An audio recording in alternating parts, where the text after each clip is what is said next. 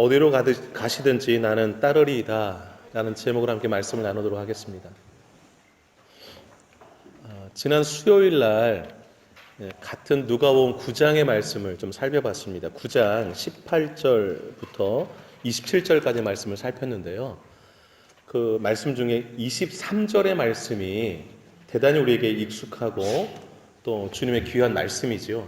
여러분 누가복음 9장 23절을 잠깐 보시기 바랍니다. 제가 읽겠습니다. 한 장만 앞으로 넘기시면 되죠. 또 무리에게 이르시되 아무든지 나를 따라오려거든 자기를 부인하고 날마다 제 십자가를 지고 나를 따를 것이니라. 예수님이요 전도하러 다니시고 또 많은 병자를 고치시고 또 말씀을 가르칠 때 인기가 많으셨어요. 그래서 가는 곳마다 많은 무리의 사람들이 예수님을 따라왔습니다. 근데 그 무리들을 바라보시고 예수님이 하신 말씀이 오늘 이 23절의 말씀이에요.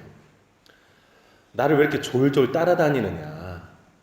그렇게 나를 졸졸 따라다니지만 말고 진짜 따르는 자가 되라. 이게 23절의 말씀이에요. 여기 23절 말씀 보면 나를 따라오려거든 그랬잖아요. 이 나를 따라오려거든 이게 동사가 헬라어로 에르코마이라는 동사인데요. 그냥 별다른 의미 없이 따라가다라는 그 동사입니다. 그런데 이제 무리들은 별 뜻 없이 그냥 몰려가니까 가잖아요. 궁중심리로. 근데 예수님은 그 무리들에게 그렇게 별 의미 없이 좀 따라다니지 말라라는 거예요. 그리고 23절 자기 부인하고 제 십자가 지고 나를 따를 것이라. 여기서 따를 것이라 이 단어는 아콜루데오라는 헬라어예요. 다른 동사를 쓰셨어요. 즉 확실히 소속감을 가지고 확고부동하게 따르라라는 거예요. 그 따르는 길에 어려움이 있더라도 흔들리지 말고 계속 잘 따라다녀라 라는 거예요. 예수님이 원하시는 게 뭘까요? 무리를 원하는 게 아니라 제자를 원하시는 것을 볼 수가 있습니다. 그냥 주일날 왔다 갔다 하는 신자가 아니라 진짜 하나님을 예배하는 신자를 주님이 원하시는 것을 알 수가 있습니다. 저는 우리 교회에 제자들이 많은 교회가 되었으면 좋겠습니다. 제자들이 그 교회 의자를 주일마다 대피고 가는 성도가 아니라 그 정말 주님을 예배하고 찬양할 때도 너무 감격스럽게 또 오늘 아까 권사님 기도했지만 삶 속에서도 하나님 말씀대로 살려고 애를 쓰는 그런 성도들이 되었으면 좋겠습니다. 오늘 이제 본문 한번 주목해 보시기 바라요. 오늘 누가복음 9장 57절로 62절 보면 세 사람이 나와요. 근데 세 사람이 공통점이 있어요. 그 두 사람은요 자기 입으로 제가 주님 따를게요 라고 말한 사람이 두 사람 나오고요. 한 사람은 예수님이 너 나를 따르라 이렇게 말한, 그래서 세 사람이 오늘 등장을 해요. 여러분 좀 확인할게요. 오늘 57절 한번 잠깐 보세요. 어떤 사람이 예수님께 여쭙는 거예요. 어디로 가시든지 나는 따르리이다. 주님을 따르겠다라는 거예요. 주님 어디로 가시든지. 그 다음에 59절을 잠깐 보세요. 이제 예수님이 또 다른 사람에게 나를 따르라 하시니 또 체크 넣으시고, 그 다음 61절 보세요. 또 다른 사람이, 다 세 사람이 다 종류가 다른 사람들인 거예요. 또 다른 사람이 이르되 주여 내가 주를 따르겠나이다. 네. 그래서 오늘 주제는 예수를 따르는 삶이 주제예요. 그런데 예수를 아까 무리들 가운데도 그냥 아무 생각 없이 별다른 생각 없이 그냥 왔다 갔다 따라다니는 무리들이 있었는데 특별히 제자는 아까 소속감을 분명히 하고 예수님을 따라가는 사람이라고 말씀드렸는데 어떤 사람이 정말 제자인가 오늘 본문이 잘 말해주고 있어요. 어떤 사람이 정말 예수님을 따르는 사람인가 본문이 잘 말해주고 있습니다. 여러분 교회의 사명이 뭐냐면 제자 키워내는 게 교회의 사명이에요. 마태복음 28장이 마태복음 맨 마지막 장인데 예수님이 부활하신 다음에 사명을 주셨잖아요. 너희는 가서 모든 민족으로 무엇을 삼으라? 제자를 삼으라. 어떻게 제자 삼는가? 아버지와 아들과 성령의 이름으로 세례를 주고 내가 너에게 분부한 모든 것을 가르쳐 지키게 하라.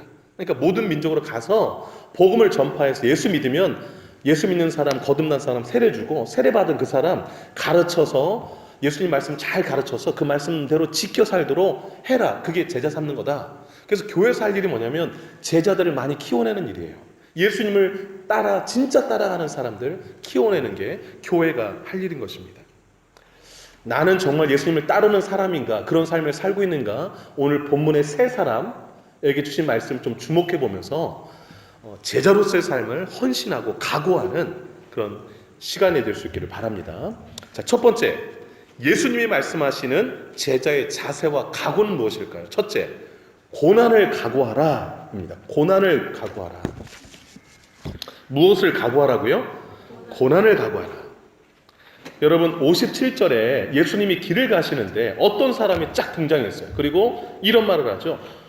예수님, 어디로 가시든지 나는 따르겠습니다. 예수님이 대단히 반가워할 말씀 같지 않아요? 예수님이 무리들한테 나를 따르라 뭐 이랬으니까. 근데 갑자기 어떤 사람이 등장하던 예수님께 어디로 가시든지 저는 따르겠습니다. 이러면 예수님이 환영하시면서 귀한 결심했구나, 환영한다, 그러니까 따르라, 이게 좀 반응이지 않겠어요? 그런데 예수님이 좀 다른 말씀을 그 다음 절에 하고 계세요. 58절 한번 읽어보겠습니다. 시작. 예수께서 이르시되 여우도 굴이 있고 공중에 새도 집이 있으되 인자는 머리 둘 곳이 없도다 하시고.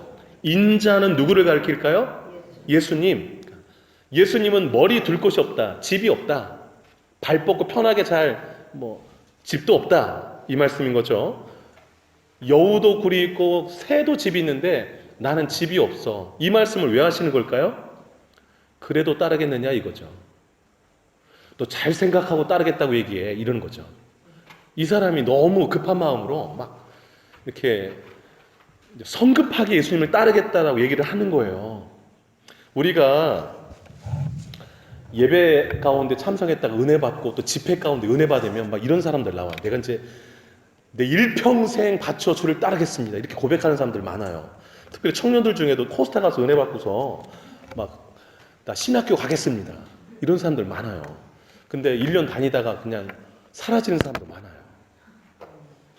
여러분, 예수를 따르는 삶은 감정적으로 또 즉흥적으로 따를 수 있는 삶이 아닌 것입니다. 주님을 따른다는 것은 각오를 단단히 해야 돼요.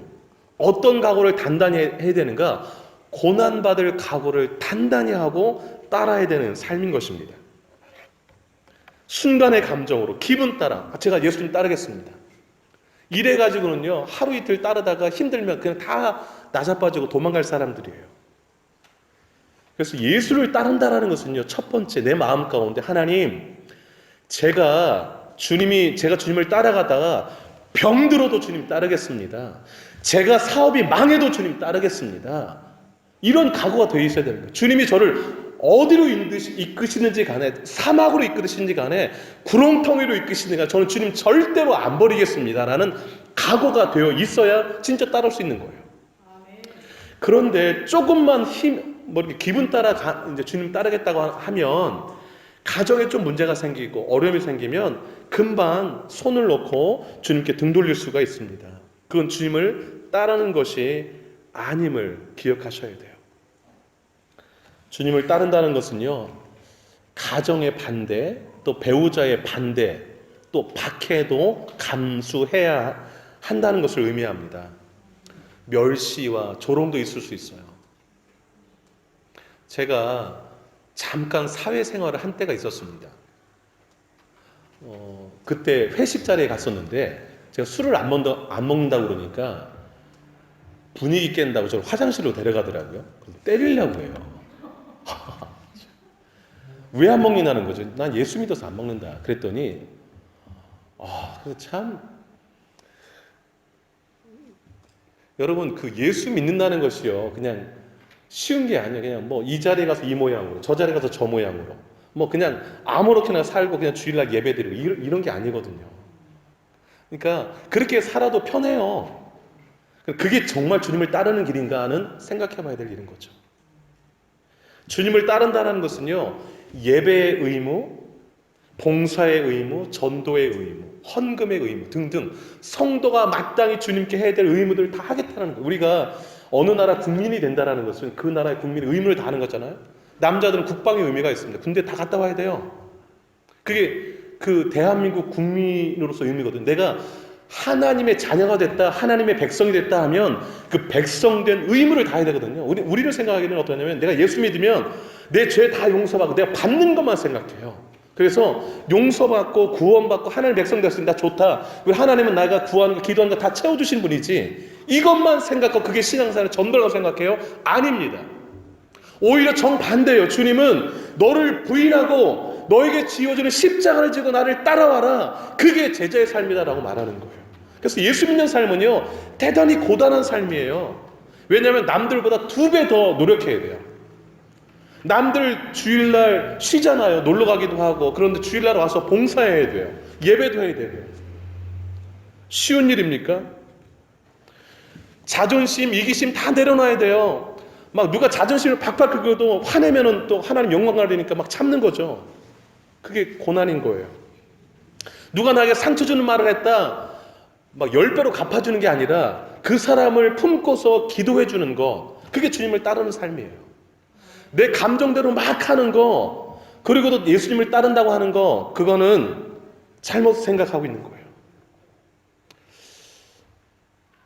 57절에 어떤 사람이 그랬잖아요. 그런데 오늘 본문과 똑같은 상황을 기록한 마태복음 8장에 보면 그 사람이 누구라고 소개해놨어요. 그 어떤 사람이 한 서기관이었다라고 기록했습니다. 그래서 오늘 그 어떤 사람에다가 서기관이라고 써놓으세요. 서기관. 서기관이라면 한국으로 말하면 4급 공무원이잖아요. 쉽게 이해하도록 고위 공직자예요. 그 당시에, 예수님 당시에 학식, 재력, 권력을 다 가진 사람, 유대 사회에서 최고위 상위층에 있는 사람이에요. 오늘 57절 나온 사람이. 그러니까 남부러울 게 없는 사람이에요. 근데 이 사람이 갑자기 예수님한테 저 이제 예수님을 따르는 사람이 되겠습니다 이러고 짠 나타난 거예요. 여러분, 남부러울 것이 없이 사는 사람이, 그 당시에 서기관들은 주로 바리새인들이 했었거든요. 그 당시에 바리새인은 예수님을 대적하는 사람들이었어요. 그런데 그 너무나도 예수님에게 친화적으로 다가와서 예수님을 따르겠다니 주님 환영하셔야 되는데, 주님이 이제 정신 똑바로 차려 따라와 막 이렇게 말씀하신 거잖아요. 오늘 본문이. 여러분, 고대 애굽에서 서기관들은요, 상당히 그 총망받는 직업이었어요. 그리고 좀 높은 지위에 속하는 직업이었는데, 좀 귀족층의 자녀들이 집중적으로 훈련받아서 될 수 있는 직업 중에 하나가 서기라는 직업이었는데, 훈련받는 과정이 대단히 힘들다고 그래요. 그래서 그 서기관이 되는, 서기가 되는 그 훈련하는데 그 가르치는 선생님이 타일르는 말이 기록된 게 발견됐어요. 이렇게 타일렀대요, 학생들한테. 서기가 되면 세금도 면제된다. 중요한 일은 모두 서기의 몫이다. 이 직업이 얼마나 좋으냐. 항상 좋은 옷을 입고 배불리 먹으며 만족스럽게 살 수 있다. 궁정 사람도 서기에게 부탁하러 온다. 모든 사람에게 칭송을 받을 수 있다. 서기가 되어야 한다. 이렇게 타일렀다고요, 선생님들이. 그러니까 너무 좋은 직업이죠. 이런 사람이 예수님께 따르겠다고 한 거예요. 왜 이렇게 따르겠다고 했을까요, 여러분? 그 단서를 마태복음 8장에 보면 알 수 있는데, 이 사람이 등장하기 바로 그 전에 예수님이 하신 그 사역이 기록되어 있는데, 귀신 들린 사람들이 많이 있었는데 그 사람들 예수님께 고쳐달라고 온 거예요. 예수님이 그 사람들 다 고쳐줬어요. 그 다음에 온갖 병든 자들이 고쳐달라고 왔어요. 예수님이 다 고쳐줬어요. 그걸 서기관이 본 거예요. 자기는 공무원이에요. 물론 이제 남부럽게 사는데, 예수님을 보니까 전혀 딴 세상 사람인데 너무 다이나믹해, 사는 삶이. 예수님을 따라다니면 내 삶도 저렇게 좀 다이나믹하겠구나 라는 호기심이 발동했던 것 같습니다. 지금까지 뭐 돈은 많이 벌어놨겠다. 예수님 잘 따라다니다 보면 내가 그동안 무미건조했던 삶이 아닌 좀 색다른 삶을 살 수 있겠지라고 생각했던 것 같아요. 그러면서 주님 어디로 가시든지 주님 따라가겠습니다. 주님 따라다니다 보면 그 능력도 배우고 자기도 많은 사람 고쳐줄 수 있고 귀신도 쫓아낼 수 있는 능력을 받을 수 있을 것이라고 생각했던 것 같아요. 즉 예수님을 따르는 삶에서 겉으로 보기에 좋은 것들만 바라보고 따르겠다고 한 것이지요. 그것을 간파하신 주님이 58절처럼 말씀한 거예요. 정신 똑바로 차리라는 거죠. 나를 따르는 삶이 너가 마음속으로 생각했던 그런 다이나믹하고 그렇게 외적으로 보기에 좋고 그런 삶만은 아니다라는 것입니다. 여러분, 예수를 따르는 삶이 마냥 행복하고 겉보기에 좋은 삶인가요? 아닙니다. 예수를 믿고 따라도 교회 안에도 가정 안에도 문제들이 많아요. 내가 이해할 수 없는 일도 많이 일어나요. 다 지나고 나야 하나님 그때 그래서 이렇게 하셨구나라고 이해되는 일들도 너무 많습니다. 근데 참 신비한 게 있습니다. 뭐냐면 주님을 따라가는 길은 인자가 머리 들 것도 없다고 하신 것처럼 고난이 있지만 신비한 것은 그 고난의 길을 따라가는 그 삶에 기쁨이 있다는 사실이에요. 이게 참 놀라운 비밀인데 아멘 하신 분들은 경험이 있으셔서 하신 것 같아요. 이런 마태복음 5장에 보면 마태복음 5장에 팔복이 나오잖아요. 거기에 예수님 이런 말씀하셨어요. 들어보세요. 나로 말미암아 너희를 욕하고 박해하고 거짓으로 너희를 거슬러 모든 악한 말을 할 때에는 나를 따라오느라고 너희가 욕을 진탕 먹고 너희가 정말 힘든 일을 당할 때에는 그 다음에 이렇게 말씀하셨어요. 너희에게 복이 있다. 기뻐하고 즐거워하라. 하늘에서 너희 상이 큼이라. 이렇게 말씀하셨어요. 신기하게 고난이 있다는 것을 알고 말씀대로 살면서 그 고난을 견뎌내는 그 살아가는 그 사람 마음속에 하나님이 기쁨을 주신다고요. 여러분, 바울이 예수님을 따라가는데 고난이 많았어요. 감옥에도 갇혔어요. 감옥에 갇혀서 빌립보 교회를 향해서 편지를 썼는데 그게 빌립보서예요. 그 빌립보서에 뭐라고 썼냐면 주 안에서 항상 기뻐하라. 내가 다시 말하노니 기뻐하라. 이렇게 썼어요. 고난 중에도 바울은 마음속에 기쁨이 넘쳤던 거예요. 기쁨이. 이게 참 복음의 신비예요. 여러분, 예수님을 따라가는 여러분의 삶 가운데서 고난이 있을 때라도 하나님이 주시는 그 기쁨이 충만하시기를 주의 이름으로 축복합니다. 그 고난의 길을 자처하고 각오하고 따라갈 수 있기를 바라요. 두 번째로 예수님의 제자는 어떤 자세와 각오가 있어야 될까요? 결단을 각오하라입니다. 결단을 각오하라.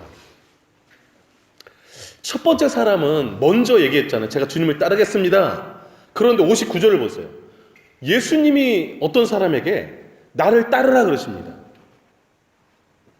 왜 이렇게 했을까요? 그 사람이 결단력이 부족한 사람이어서 그래요. 결단력이 부족해서. 이렇게 선뜻 결단을 못 내려요. 그러니까 이제 주님이 딱 보시고 넌 좀 나를 좀 제대로 따라라라고 결단력을 촉구하시면서 건넌 거예요. 신앙생활에 뜨뜻미지근한 사람 있잖아요. 여러분, 근데 예수님은요, 아예 차갑든지 아예 뜨겁든지 둘 중에 하나 하라. 좀 분명하게 신앙생활해라 라고 요한계시록에 말씀하셨어요. 결단력이 부족한 이 사람의 모습을 알고 나를 따르라 그랬더니 이 사람이 아니나 다를까 59절에 뭐라고 합니까? 한번 읽어보겠습니다. 59절 한번 읽을게요. 시작. 또 다른 사람에게 나를 따르라 하시니 그가 이르되 나로 먼저 가서 내 아버지를 장사하게 허락하소서. 지금은 아니고요, 주님. 아버지 장사 좀 지내고 따르겠습니다. 여러분 기억하세요. 아버님이 돌아가신 상황이 아니에요. 아버님이 돌아가셨다면 지금 이 사람이 어디 있어야 됩니까? 예수님이랑 대화하고 있으면 안 되죠. 아버님 장례 치르고 있어야 될 상황인 거예요. 그러면 이럴 수도 있잖아요. 나를 따르라는 그 순간에 누가 친구가 와서 네 아버지 죽었대. 빨리 장례 치러 가야 돼. 이랬을까? 그러지는 않을 상황인 거예요. 그러니까 아버님이 병석에 계시거나 아버님이 아직 돌아가시지 않았지만 돌아가실 날이 가까운 그 상황이라고 보시면 될 것 같습니다. 지금 이 사람의 이 말 59절에 나로 먼저 가서 내 아버지 장사를 하게 허락하소서, 이 말은 예수님 아버님 돌아가실 때까지만 좀 기다려주세요, 이 말이에요.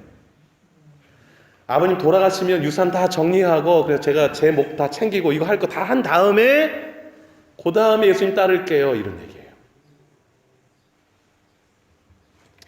예수님이 60절에 뭐라고 하는가 보실까요? 60절 그 다음 절인데 한번 읽어보겠습니다. 시작. 이르시되 죽은 자들로 자기의 죽은 자들을 장사하게 하고 너는 가서 하나님의 나라를 전파하라 하시고. 여러분, 죽은 사람이 어떻게 죽은 사람을 장사 지냅니까? 이 예수님의 말씀, 죽은 자들로 자기의 죽은 자들을 장사하게 하라. 앞에 죽은 자들은 누구를 말할까요? 영적으로 죽은 사람들이에요. 불신자들, 예수님을 믿지 않는 사람들, 영적으로 거듭나지 않은 사람들은 다 예수님이 영적으로 죽은 자들이라고 말씀하는 거예요. 그 사람들로 하여금 자기의 죽은 자들을 장사하게 하라, 이 말씀이에요.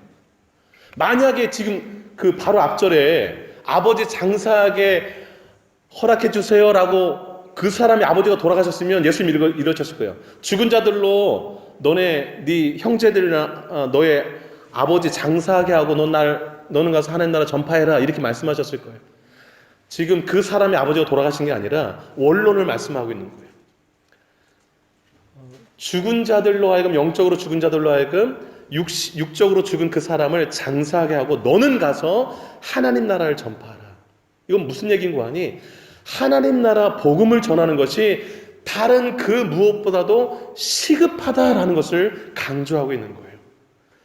먼저 가서 해야 될 일이 뭐냐? 가장 우선시해야 될 일이 뭐냐 하면 복음을 전하는 일이 너에게 있어서 가장 중요한 일이다라는 거예요. 여러분, 구원받지 않고 죽으면 어떻게 될까요? 천국도 못 가는 것이죠. 장례 잘 치르면 천국 가나요? 천만에요. 죽기 전에 예수 믿어야 천국 갈 수 있지요. 죽기 전에 예수를 믿어야 이 땅에서 천국을 또 맛보면서 소망 가운데 살 수 있지요. 여러분, 예수님이 장례 치르지 말라는 얘기가 아닙니다. 무엇이 중요한지를 바라보고 너의 삶 가운데도 우선순위에 있을 때 무엇이 우선한지를 보고 결단을 잘 내리면서 살라라는 거예요. 우선순위가 가장 우선순위가 될 것을 뒤로 밀리지 말게 하라는 것이지요. 이 핑계 저 핑계 되면서 하나님이 기뻐하실 만한 일들을 계속 미루지 말라는 거예요. 하나님 우리에게 도전을 참 많이 주세요. 이 일 하라 저 일 하라 떠오르게 하시는 일들이 많잖아요. 그때마다 우리는 이렇게 답변할 때가 있습니다. 지금은 좀 적절한 때가 아닌 것 같아요. 예수님, 조금 생각해 볼게요. 그리고 이 프로젝트 하나 끝낸 다음에 제가 한번 생각해 보고 기도해 보고 그리고 할게요. 이럴 때가 많이 있어요. 여러분 기억하세요. 일을 계속 미루다 보면 내가 원하는 때는 오지 않습니다.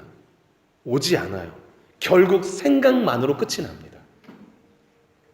주님 명령하시면요 즉각 순종하시는 게 필요해요. 즉각 결단하는 게 필요해요. 그것이 제자의 삶입니다. 여러분의 삶을 한번 뒤돌아보세요. 내가 삶 가운데서 결단하지 못해서 놓쳤던 헌신과 봉사와 선교와 그런 일들이 얼마나 많았던가. 그 일을 뒤로 미루고 내가 했던 일 중에 하나님 보실 때도 너무 가치 있는 일은 또 얼마나 있었는가. 별로 없어요. 별로. 그래서 주님을 따른다는 삶은 뭐냐? 하나님이 보실 때 가치 있게 여기시는 일들 명령하실 때에 즉각적으로 순종하며 따르는 삶이다. 그런 삶을 결단하면서 매일매일 살아라. 그걸 주문하고 계시는 거예요. 그런 삶을 사시는 저와 여러분 되시길 주의 이름으로 축복합니다. 세 번째로 헌신을 각오하라입니다. 헌신을 각오하라. 61절 한번 잠깐 보시기 바라요. 세 번째 사람이 등장해요. 이번에 그 사람이 예수님께 말하는 거예요. 주여, 내가 주를 따르겠나이다. 많은 뭘 좀 붙여요 이렇게. 그리고 뭐라고 얘기합니까? 나로 먼저 내 가족을 작별하게 허락하소서. 작별을 해야죠. 먼저 그 작별을 하고 와야 이제 주님을 따라갈 거 아니겠어요?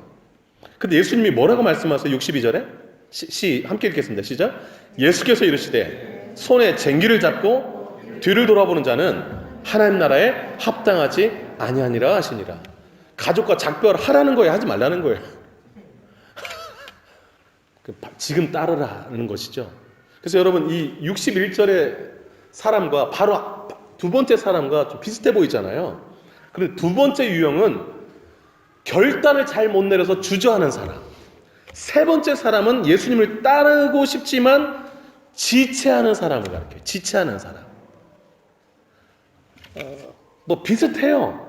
그러나 조금 차이가 있습니다. 여러분, 가족을 작별하는 거 중요하잖아요. 근데 왜 이것도 허락하지 않으셨을까? 주님이 딱 보신 거예요. 저 사람은 가족과 작별하겠다고 했다가 가족이 말리면 안 올 사람이에요.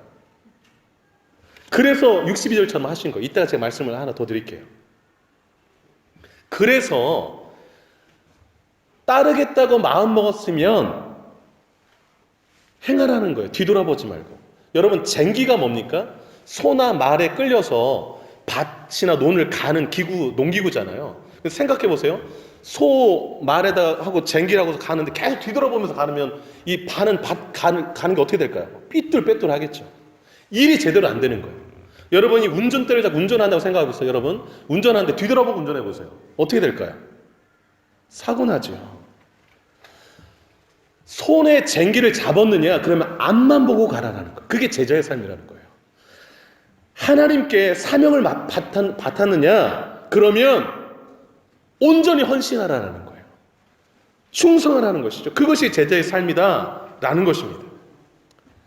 여러분, 예수님이 씨 뿌리는 비유를 하시면서 네 가지 마음밭을 얘기를 했는데 그중에 세 번째 마음밭이 가시떨기 마음밭인데, 가시가 많이 난 그 마음은 세상의 염려와 재리의 유혹과 돈의 유혹과 세상의 쾌락 때문에 말씀이 자라지를 않는데요. 뭘 좀 신앙에 성장하려고 그러면 거기에 막혀가지고서 염려, 근심, 걱정하다가 성장을 못하는 거예요. 신앙의 성장이 계속 어린아이 수준에 머물러 있는 거예요. 그게 바로 세 번째 사람과 똑같습니다. 손에 쟁기를 잡았느냐? 앞을 보고 나아가라는 거예요. 앞을 보고 나아가라는 거예요. 여러분, 열왕기상 19장에 보면 그 옆에다 좀 써놓으시겠어요? 열왕기상 19장, 뭐 설교 노트 다 쓰셔도 좋습니다. 19장 20절, 그 19절부터 20절, 21절 보면 오늘 이 세 번째 사람과 거의 똑같은 상황이 나와요. 제가 설명드릴게요. 구약에서 유명한 선지자 중에 한 사람이 엘리야입니다. 엘리야의 후계자가 누굴까요? 엘리사. 그래서 여러분 그 짝 할 때 이름 엘리야, 엘리사 했잖아요. 엘리야가요, 자기의 사역을 다 마치고 이제 내 사역을 다음 사람에 물려줘야겠다. 그리고 엘리사한테 가서 겉옷을 엘리사에게 주는 장면이 나와요. 그게 사역을 위임하는 거죠. 이제 네가 내 다음 사역을 맡아라. 근데 그때 엘리사가 뭐하고 있었는가? 밭 갈고 있었어요. 오늘 본문 쟁기로 소에다가 쟁기로 밭을 갖고 있는데 그 밭에 엘리야가 와서 겉옷을 주면서 한 거예요. 그때 엘리사가 엘리야에게 뭐라고 말했는가 하니 이렇게 얘기했습니다. 오늘 본문에 나온 세 번째 사람과 똑같이 얘기해요. 열왕기상 19장 20절, 청하건대 나를 내 부모와 입맞추게 하소서, 그리한 후에 내가 당신을 따르리이다. 오늘 이 61절과 똑같잖아요. 가족과 작별하고 따르게 해주소서. 근데 엘리야는 어떻게 했는가? 허락했어요. 왜 허락했을까요? 그 중심을 딱 봤거든요. 작별하고 반드시 따를 사람인 거예요. 그래서 허락한 거예요. 그 다음 절에 뭐라고 했는 거 나오니 열왕기상 19장 21절에 이렇게 나와 있습니다. 엘리사가 엘리야를 떠나 돌아가서 한 겨리소를 가져다가 소 두 마리를 잡은 거예요. 잡고 소의 기구를 불살라 그 고기를 삶아 백성에게 주어 먹게 하고 일어나 엘리야를 따르며 수종 들었더라. 너무 멋진 고백. 이게 제자의 삶인 거예요. 그러니까 따르겠습니다 할 때에 중심이 완전히 선 거예요. 그리고 이 삶을, 이전 삶을 다 청산하고 온전히 따르는 삶을 그대로 보여줬어요. 엘리사가. 주님이 지금 세 번째 사람에게 요구하는 것이 바로 그 삶입니다. 그냥 계속 이것도 아니고 저것도 아니고 뒤돌아봤다 이러지 말라는 거예요. 여러분, 롯의 아내가 뒤돌아보다가 소금 기둥 돼버렸잖아요. 교회에서 직분자로 직분을 받고 내가 예수 믿어서 하나님의 백성이 되었으면 이제 예수 믿는 자의 삶으로서 완전히 삶을 헌신해서 살아가야지, 계속 예수 믿기 전에가 더 좋았던 것 같은데 막 이러면서 뒤돌아봤다가 뭐 이러면 안 되는 거예요. 이러면. 그래서 그런 사람들에게 주신 말씀이 오늘 62절, 손에 쟁기를 잡고 뒤돌아보면 하나님 나라에 합당하지 않다라는 거예요. 예수 믿었으면 뒤돌아보지 말고 앞만 향해 나아가시는 여러분 되시기를 주의 이름으로 축복합니다. 말씀을 맺도록 하겠습니다. 예수님은 무리가 아니라 제자를 원하십니다. 자기를 부인하고 자기 십자가를 지고 따라오는 그 사람, 주님이 원하는 제자의 모습입니다. 그러려면 고난을 각오하셔야 됩니다. 결단을 각오하시고 헌신을 각오하셔야 됩니다. 이 세 가지 각오를 단단히 하시고 주님을 따르셔서 주님이 바라보실 때 참 내 제자다 인정하시는 그런 제자가 되시기를 주의 이름으로 축복합니다. 기도하겠습니다.